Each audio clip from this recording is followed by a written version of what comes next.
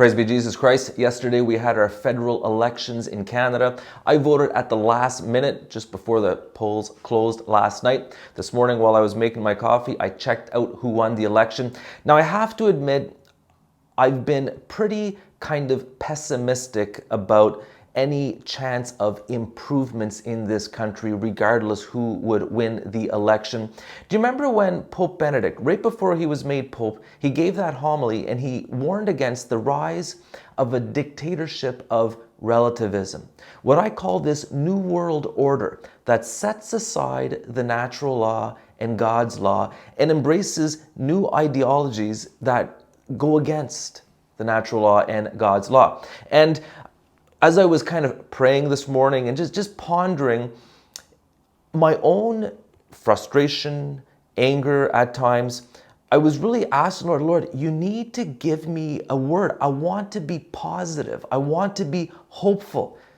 I want to be a man of faith. And one of the things that came to me was St. Matthew. It's his feast day today. He wrote a gospel. That's what he did. He wrote a gospel. His gospel, I think it's the most read book in the world. These 28 chapters that he wrote.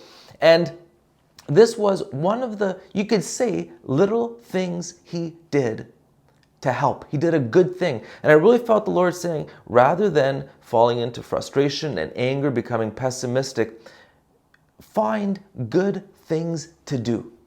Small things even, that can make the world a better place. And there are so many people who are doing so many good things. I can share that about a year ago when things were getting weird in the world and I was, again, dealing with some frustration, some anger, I had this inspiration to write a fictional, humorous novel, a little novel. And it's like I channeled some of my frustration into this project of writing a little book. And I got the job done. I'm so glad I actually was able to pull it off. I wrote Hold My Beer, An Apocalypse, which, by the way, features a few words from the Prime Minister of Canada. It's fictional, and also some good Canadian culture in this book. But it was kind of a way to try to do something positive and good with kind of the energy that comes from being frustrated and even angry at times. And so, yeah, we're in a battle. We know that. Remember Queen Esther? Her uncle said to her, when the Jewish people, her people were about to be annihilated, and she had an opportunity to save her people by risking her life, Mordecai said to Queen Esther, who knows? Maybe you were made queen for such a time as this. And I believe that each one of us, you were born for such a time as this. And not to be frustrated and angry and despair, but to do something good.